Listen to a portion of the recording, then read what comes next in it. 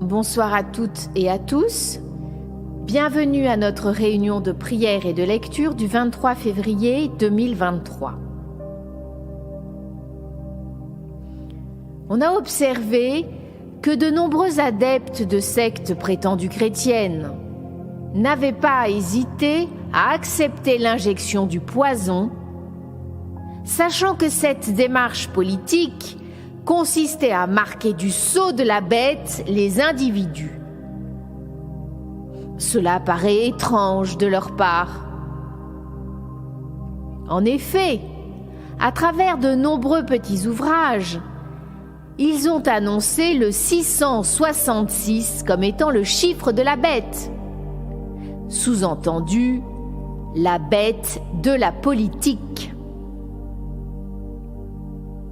Exhortant les autres à se tourner vers Dieu et à lire la Bible, ils ont fait allégeance à Baphomet. En acceptant le poison noir qui devait les sauver de l'ennemi invisible, ils se sont tournés avec dévotion vers la matière dense du mal. Ils se sont alliés aux malfaisants.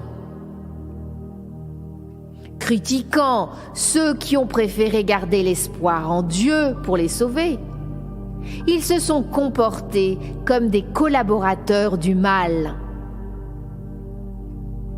Ils ont donné leur confiance aux suppôts de Baphomet, ceux qui prétendaient ne faire confiance qu'à Dieu. Les prétendus soignants ont fait de même, faisant table rase de tout ce qui était censé être noble. Ils sont devenus des bourreaux. Tout est enregistré au niveau de l'âme.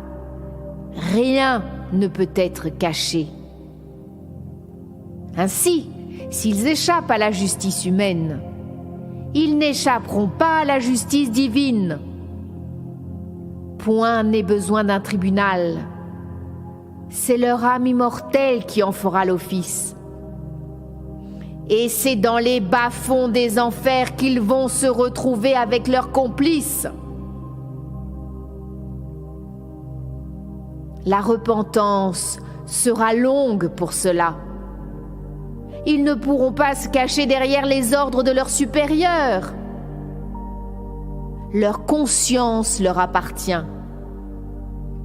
Leur libre arbitre aussi. Donc ils avaient le choix de refuser d'obéir aux ordres. Et ils auraient sauvé des millions de vies et bloqué le serpent. Amen. Je demande maintenant à chacun de préparer un verre d'eau bénite que nous boirons en même temps que Père Éric, d'allumer une veilleuse et un bâton d'encens à côté de vous, afin de nous unir dans le recueillement et la prière, et de former une chaîne de lumière pour toutes les personnes connues et inconnues qui œuvrent pour la sauvegarde de l'humanité, et par ce fait sont les guerriers pacifiques de Dieu. Merci et bonne réunion.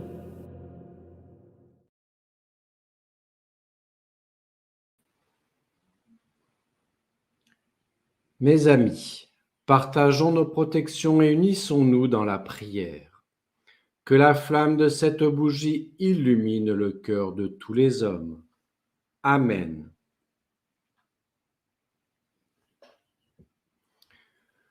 Partageons ce verre d'eau bénite en union spirituelle avec Dieu. Que cette eau bénite et consacrée purifie mon corps et mon âme et garde mon âme immortelle dans la lumière de Jésus-Christ, notre Sauveur. Amen.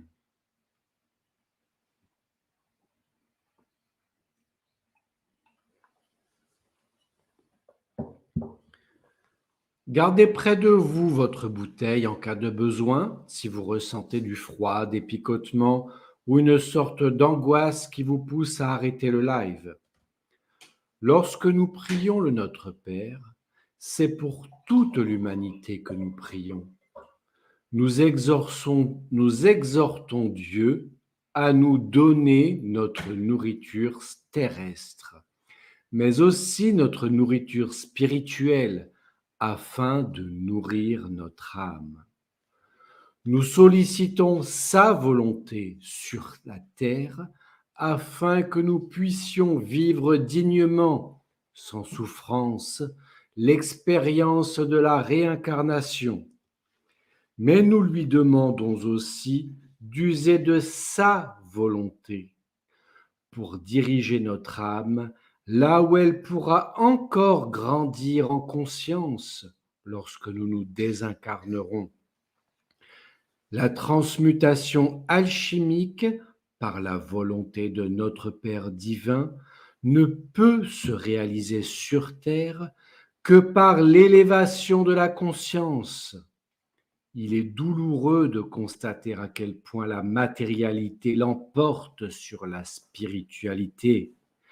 Réciter le Notre Père en boucle sans en comprendre le sens est inutile. Si l'humanité prenait conscience de la puissance cachée du Notre Père, le paradis pourrait s'installer ici-bas. Pourquoi la force matérielle exerce un tel pouvoir attractif sur l'humain? C'est parce qu'on a fait croire à l'homme qu'il n'y avait qu'une seule vie, et à cause de ça, il s'est détourné de Dieu. Amen.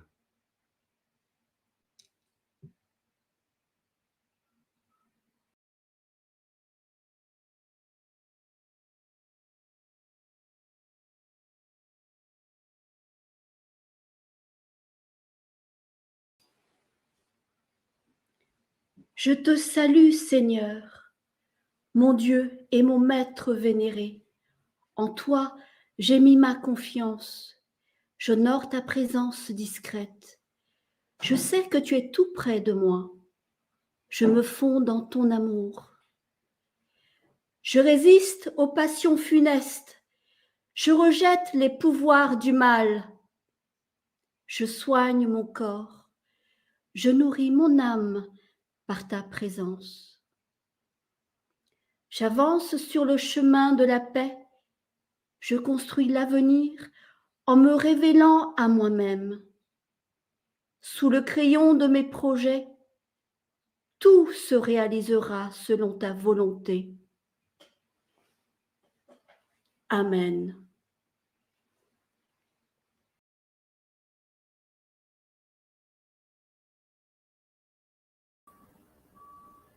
Sous les symboles décrits dans l'Apocalypse, nous parvenons à imaginer à travers notre vécu ce qui va arriver. N'est-ce pas en train de se passer sous nos yeux? N'est-ce pas l'Apocalypse et le chaos que subissent les survivants du Moyen-Orient et toutes les victimes d'inondations de par le monde, dont les maisons ont été détruites, les ouragans, les glissements de terrain, tout cela en fait partie. Les maîtres des forges qui devaient protéger l'humanité se sont retournés contre elle. Ils ont assassiné le vivant sous les mers. Ils assassinent le vivant sur terre. Ils nous assassinent de multiples façons. En disant même qu'ils nous soignent, ils font le contraire. Ils préparent une autre fausse pandémie. On ne peut impunément s'attaquer à la création divine. Le pire est à venir si, par la force diabolique de l'Antichrist, ils continuent leur dessein funeste. Les maîtres noirs de la discorde vont devoir affronter la puissance de Dieu. Leur maître tyrannique sera éliminé dans un lac de soufre brûlant avec tous ses suppôts. Jésus est prêt. Amen.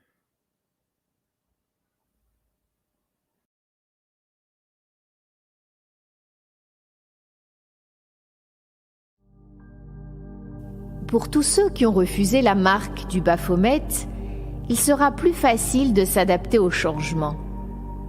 Leur corps sera fortifié, le temps réajusté, le soulagement fera place à la joie. La paix sera la récompense. Pour les autres, les survivants, il leur faudra affronter les conséquences de leur ignorance. Cependant, ils ne seront pas abandonnés. Les moyens de les sauver seront multiples. Il leur faudra également évoluer spirituellement. Que l'on ait accepté l'injection ou pas, cela ne changera pas le fait de devoir élever sa conscience.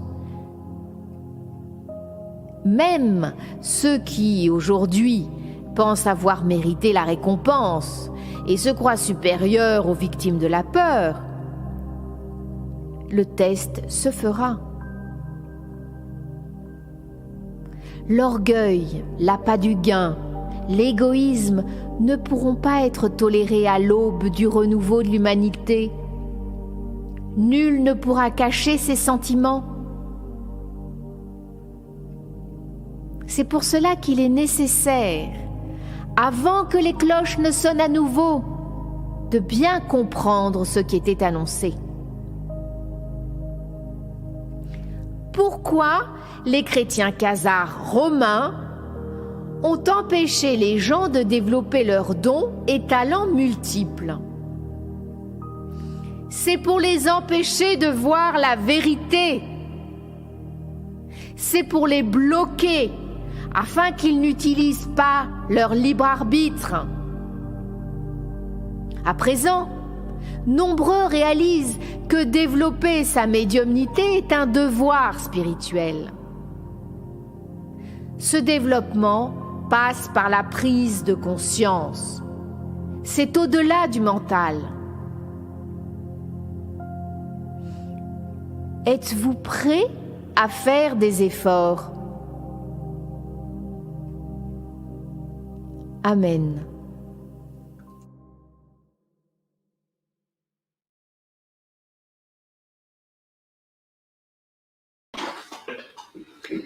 Sachant que la Bible et les évangiles ont été modifiés de nombreuses multiples fois, et surtout en raison de la politique du moment, nous devons être très vigilants. La plus grande secte mondiale, infiltrée partout, l'armée secrète de Satan est à l'œuvre.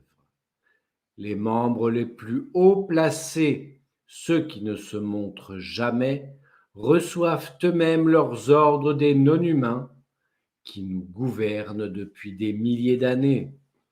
Ils influencent les minorités qui ont tourné le dos à Dieu. Ils les poussent dans le racisme et le nazisme.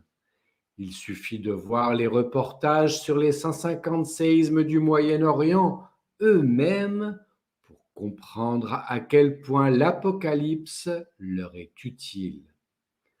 Rappelons quand même que Apocalypse signifie révélation. Révélation de la vérité occultée par les démoniaques sans cœur et sans âme. Amen. Appel. Seigneur Christ Rédempteur, ouvre leurs yeux aux aveugles, rends-leur la lumière. Seigneur Christ Rédempteur, ouvre les oreilles aux sourds, rends-leur l'audition. Seigneur Christ Rédempteur, ouvre la porte du cœur aux égoïstes et aux ingrats, redonne-leur l'humanité. Seigneur Christ Rédempteur, étouffe la haine sur le monde, souffle ta compassion partout. Donne-nous, Seigneur, ta puissance et ta force durant cet exorcisme collectif. Ainsi soit-il.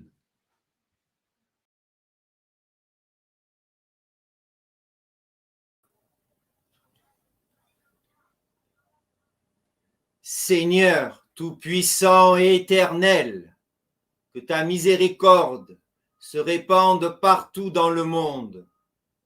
Tourne ton regard vers nous, ô Seigneur, afin de nous accompagner, Père Éric et moi-même, durant cet exorcisme collectif.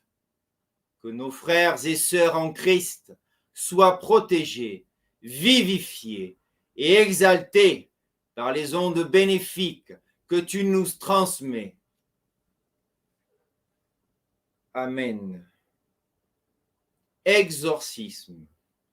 Que par la puissance céleste de Jésus, mon Maître vénéré, ma voix porte sa voix, afin que se matérialise dans les plus brefs délais la victoire contre le mal et ses dévots.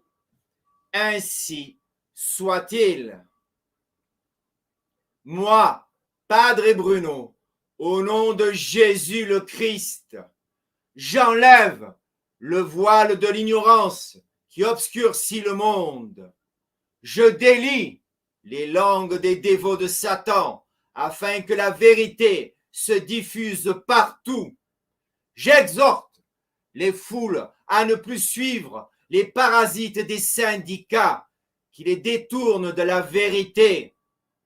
Je demande à chaque humain de s'instruire et de prier, que ceux qui le peuvent fassent le rosaire et le chapelet en conscience, lentement.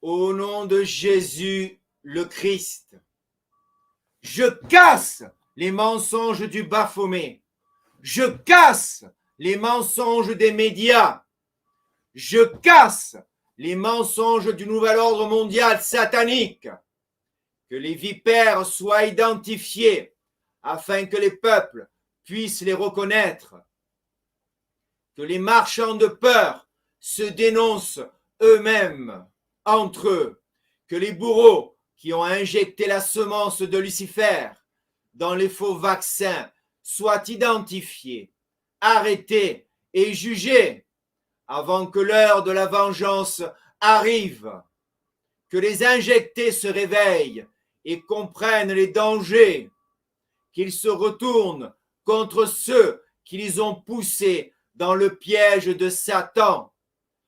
Au nom de Jésus le Christ, réveillez-vous, humains, vous qui dormez du sommeil du serpent.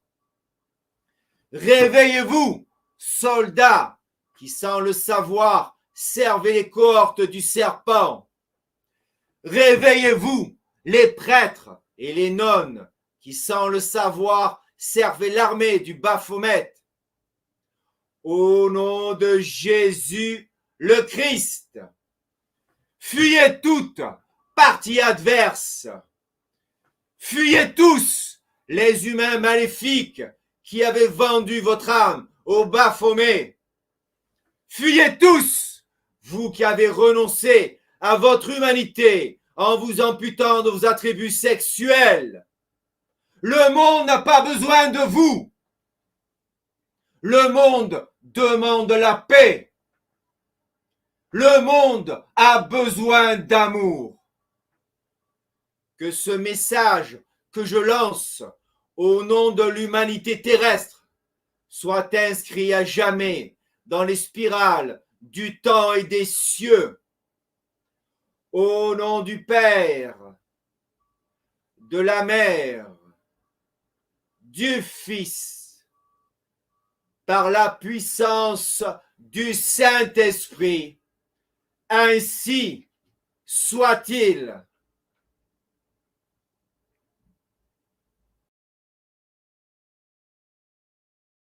En Fátima, Virgen Santa, llamaste a un nuevo fervor, pediste más penitencia, pediste más oración. Ave María.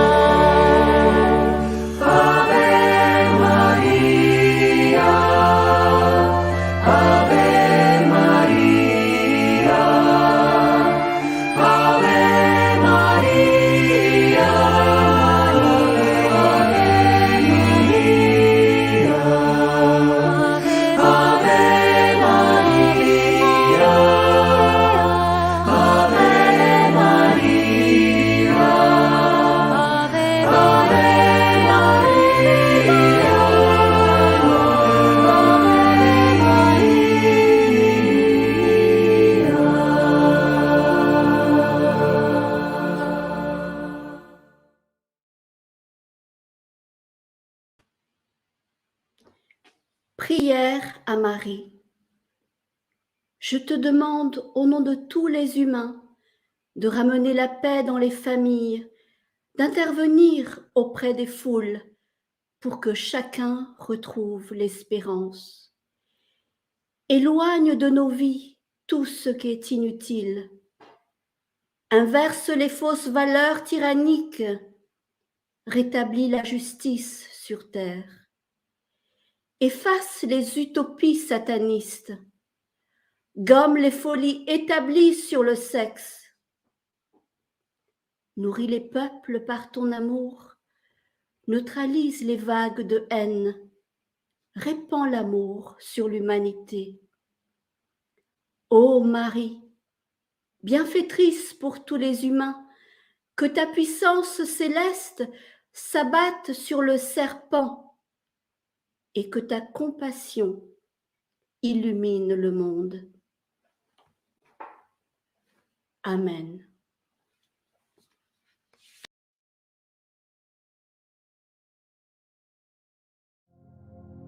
Une courageuse sénatrice roumaine a dénoncé l'attaque sournoise des satanistes au Moyen-Orient. Il est évident que ce genre de catastrophe n'est pas l'œuvre de la nature. Seulement les ignorants peuvent le croire. Il y a très longtemps que des machines utilisant des ondes magnétiques provoquent des séismes. Tesla lui-même en avait inventé une qu'il avait stoppée en voyant les dégâts qu'elle avait provoqués. Mais d'autres ont repris ces recherches et miniaturisé ces outils de destruction. À présent, ils sont carrément dématérialisés et ce sont des ondes fractales qui sont à l'œuvre, entre autres. Le chantage contre le président qui gêne les projets des nazis ne s'arrêtera pas là. Les satanistes ne veulent pas renoncer au pouvoir. Le bras de fer va continuer. Ils envisagent de nous imposer le faux vaccin bientôt et de nous imposer la quarantaine à domicile. Ils veulent nous empoisonner avec des farines d'insectes toxiques nourries au graphène. Ceux qui ont reçu le faux vaccin mourront s'ils consomment ces choses. C'est certain. Comment empêcher ces abominations ? Si la nature se réveille, c'est elle qui nous sauvera en anéantissant les fabriques à poison. Si la conscience de l'humanité augmente, nous pourrons tous ensemble nous opposer à ces crimes. Notre force, c'est l'union. Notre puissance, c'est Dieu. Amen.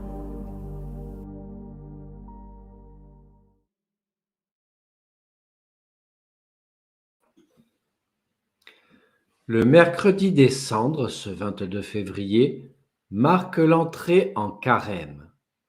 40 jours pour convertir son cœur, se mettre à l'écoute de la parole en vue de préparer la résurrection du Christ. 40 jours pour faire le tri, pour se délester de ce qui est inutile, comme lorsqu'il faut traverser un désert. 40 jours pour éduquer le cœur et aimer, apprendre à aimer d'une façon neuve, à la manière des premiers jours. 40 jours pour marcher à un autre rythme, pour changer de style, pour faire le ménage, pour se purifier. 40 jours pour regarder les autres, pour regarder Dieu, pour écouter la parole du Christ et la laisser faire son œuvre de redressement au secret de nos désirs. 40 jours pour être transfiguré, 40 jours pour grandir avec l'Évangile, 40 jours pour apprendre à vivre. Ainsi soit-il.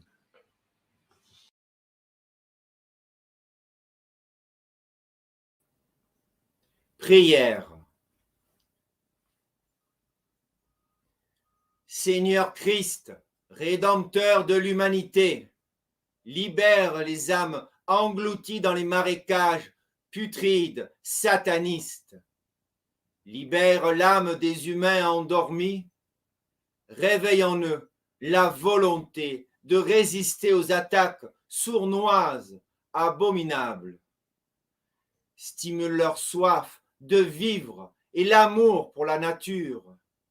Tourne leur regard vers l'amour des animaux. Transforme-les en guerriers pacifiques pour stopper les guerres. Ouvre leur bouche pour qu'ils puissent dévoiler la vérité. Montre-leur la véritable nature des non-humains qui nous gouvernent. Ainsi soit-il.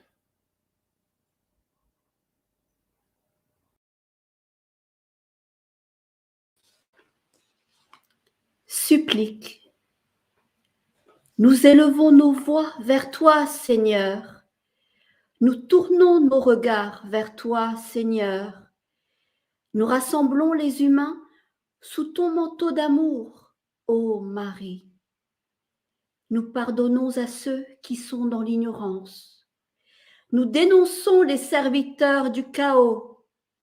Nous exécrons les suppôts du Baphomet. Nous annonçons la marche du temps de la victoire. Nous attendons que le serpent soit dévoilé.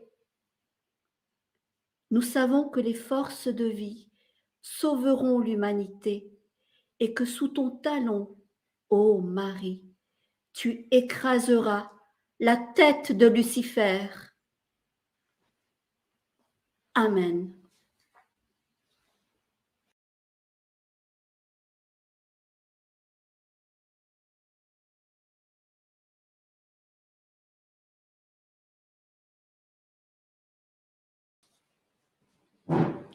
Notre Père qui êtes aux cieux, que votre nom soit sanctifié, que votre règne arrive, que votre volonté soit faite sur la terre comme au ciel. Donnez-nous aujourd'hui notre pain de ce jour. Pardonnez-nous nos offenses, comme nous pardonnons aussi à ceux qui nous ont offensés. Et ne nous abandonnez pas à la tentation, mais délivrez-nous du mal. Amen.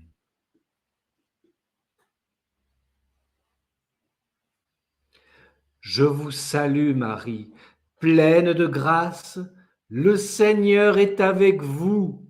Vous êtes bénie entre toutes les femmes, et Jésus, le fruit de vos entrailles, est béni. Sainte Marie, Mère de Dieu, priez pour nous pauvres pécheurs, maintenant et à l'heure de notre mort. Amen.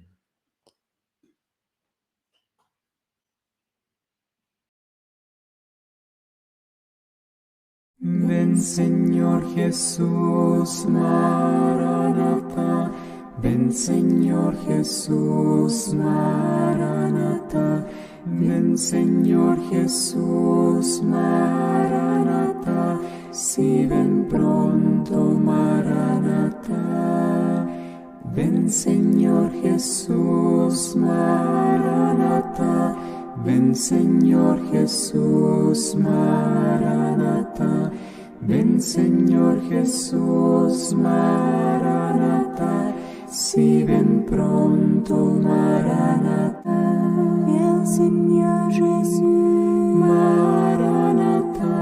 Viens Seigneur Jésus, Maranatha.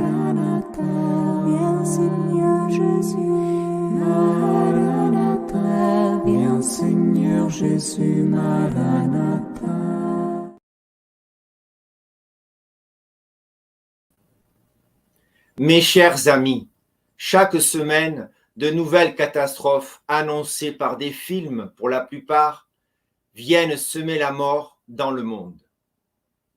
Ils nous les annoncent, c'est sûr. Pourquoi ces manœuvres?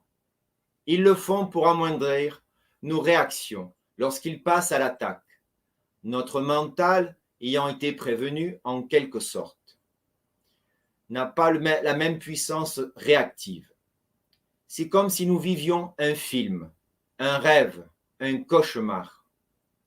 Entre les faux gouvernants, les sosies, les acteurs portant des masques et les clones, ils jouent à cache-cache. Ils ont peur, ils se cachent. N'est-ce pas la preuve de leur défaite? Le bras de fer entre les véritables chefs d'État et les marionnettes des non-humains se durcit. Ils ont voulu réduire au silence un chef d'État qui s'oppose à eux. C'est un fait. Le tribut est lourd, avec des dizaines de milliers de morts. Va-t-il céder au chantage? Non. Il ne peut plus reculer. Les attaques prochaines, s'ils osent, seront dirigées vers les gazoducs et les pipelines et les ports. Mais quel autre pays qui s'oppose à eux vont-ils attaquer? Pas ceux sur lesquels ces nazis ont établi leur base. Le vent de la victoire a un goût amer dans leur bouche et dans leur corps privé d'adénochrome. L'ours détruit leur chargement d'adénochrome. Ils vont mourir tous sans leur drogue. Devenir séniles comme de nombreuses stars du showbiz, atteintes de la maladie du cannibale qui ramollit leur cerveau. Une semaine difficile s'annonce. Prions tous pour ceux qui oublient de prier et pour toutes les victimes humaines et animales sacrifiées à Satan. Merci Willana pour le final. Je vous bénis toutes et tous au nom du Père, du Fils et du Saint-Esprit. Ainsi soit-il.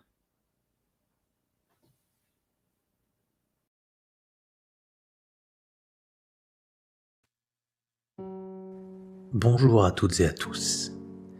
Je voulais commencer cette vidéo en vous posant une simple question.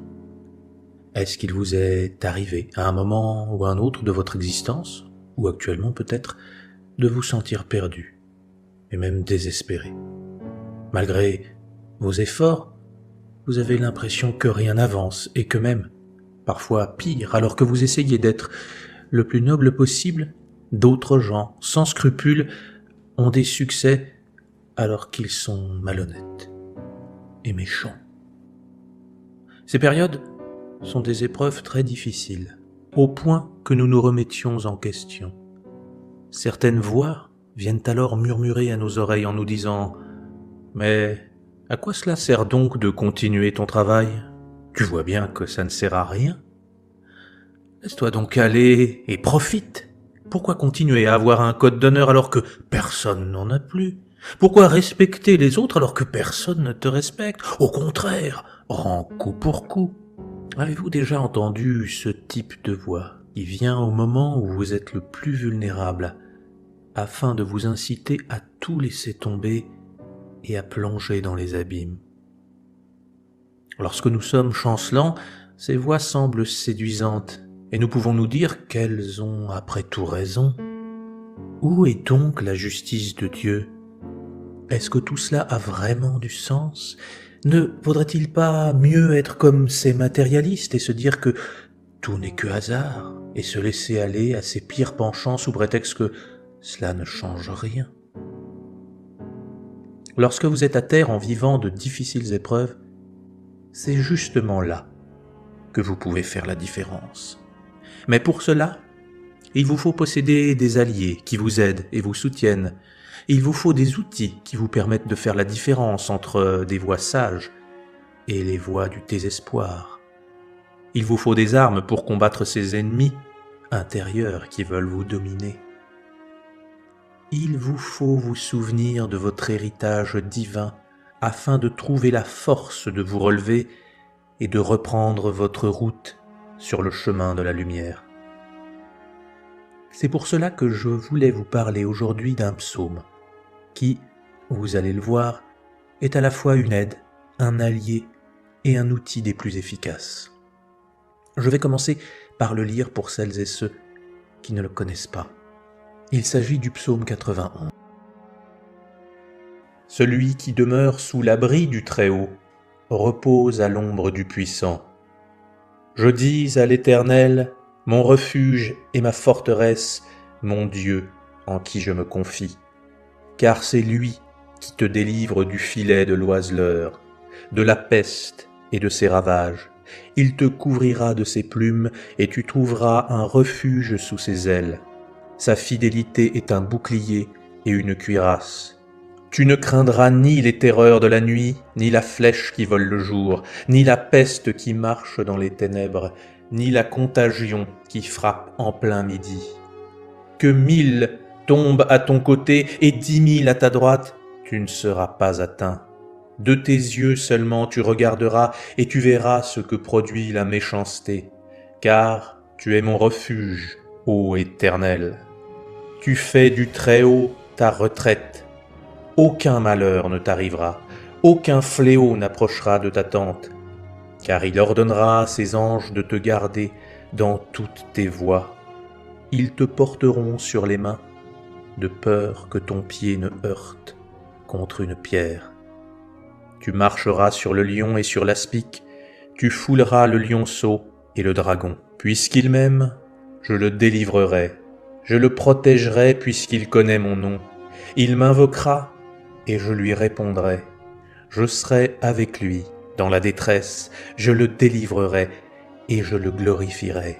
Je le rassasierai de longs jours et je lui ferai voir mon salut.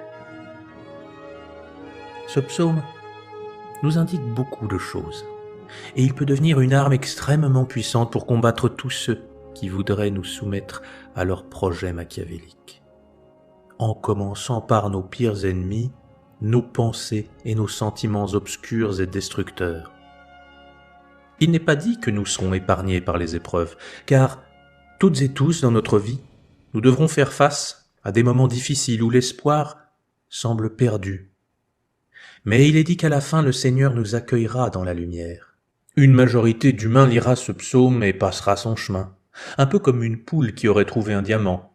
Cela ne l'intéresse pas, car ce n'est pas comestible, alors elle le jette au loin. Pour ma part, voici ce que je vous conseille. Prenez un moment dans votre journée, relaxez-vous, faites quelques prières, et liez-vous à Dieu, à ses anges, au Christ ou à toute grande entité qui vous inspire et vous motive. Puis, avec la plus belle écriture, recopiez ce psaume sur une feuille de papier et portez-le sur vous, toujours à disposition, dans votre portefeuille ou votre sac, dans une poche ou tout autre endroit facilement accessible. Et à chaque fois que vous vous trouverez dans une situation d'attente, comme par exemple au supermarché, en faisant la queue, ou en attendant un train qui a du retard, ou si vous êtes en avance à un rendez-vous, au lieu de vous précipiter sur votre téléphone pour lire quelque actualité anxiogène ou jouer à un jeu, au lieu de pester contre la personne devant qui n'avance pas, au lieu de vous plaindre que c'est bien votre veine et que cela n'arrive toujours qu'à vous, sortez ce papier et lisez ce psaume. Ainsi, au lieu de nourrir votre ego, de prononcer des paroles destructives ou d'alimenter vos défauts en les renforçant avec des pensées négatives, en lisant ce psaume, vous allez donner votre énergie à des paroles divines. Bien sûr, comme tout grand édifice, les premières pierres que vous poserez sembleront insignifiantes. Mais si vous prenez l'habitude de donner du temps et de l'énergie à cette parole éclairée, alors elle commencera à faire écho un peu plus chaque jour en vous, et même à prendre vie. Ces mots, paraissant désuets pour les aveugles, vont commencer à briller à l'intérieur de vous. Et comme une magnifique mélodie chantée dans le chœur d'une cathédrale, ces paroles résonneront en vous et produiront des miracles. Comme je vous l'ai dit, ce psaume ne vous évitera pas les épreuves de la vie, mais grâce à lui, vous sentirez en vous la présence de Dieu qui sera là pour vous soutenir. Et qu'y a-t-il de plus merveilleux que de sentir que Dieu vous aime?